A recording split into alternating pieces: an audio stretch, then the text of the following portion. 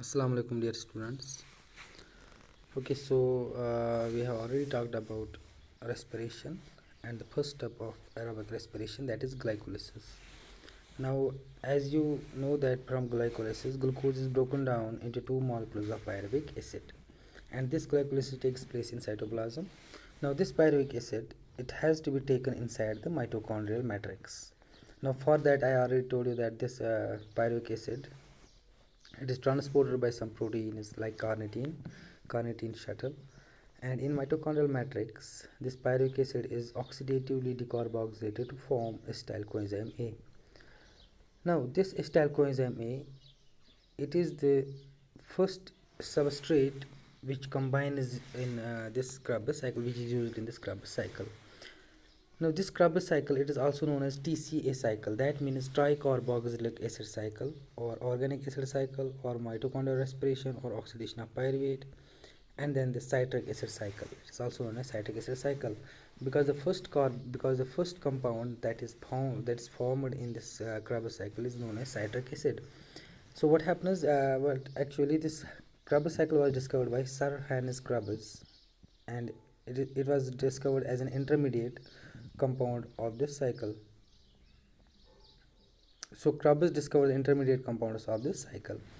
And the first compound that is formed from pyruvic acid is acetyl coenzyme A. It reacts with the first compound of this cycle is oxaloacetate or oxaloacetic acid. So acetyl coenzyme A reacts with oxaloacetic acid to form citrate. Citrate is a 6-carbon compound. Acetyl coenzyme A 2 carbon, and oxaloacetic acid 4 carbon. So a 6-carbon compound, that is citrate or citric acid, it is the first stable product of this cycle. And then this cycle operates in mitochondrial matrix. So this is the cycle, this is the actual cycle which is known as Kreb cycle. So from glycolysis we get pyruvate, that is a 3-carbon compound, and from pyruvate we get 2-carbon compound known as acetyl coenzyme A. So this acetyl coenzyme A, it combines or it reacts with oxaloacetic acid or oxaloacetate to form a 6-carbon compound, the first stable product, that is citrate or citric acid. This citric acid is converted into isocitrate, and isocitrate is decarboxylated and oxidized to alpha-ketoglutarate or alpha-ketogluteric acid. Then this alpha-ketogluteric acid, it is a 5-carbon compound. It is again oxidized and decarboxylated to form succinyl coenzyme A. So coenzyme A is again attached over here. So succinyl coenzyme A is again a 4-carbon compound. Now this succinyl coenzyme A, here again what happens is a molecule of GTP is formed. So one molecule of GTP is formed in this Kreb cycle. So succinyl coenzyme A gets converted into succinate or succinic acid, and this succinic acid, it gets converted to fumarate. There is one important event that happens over here.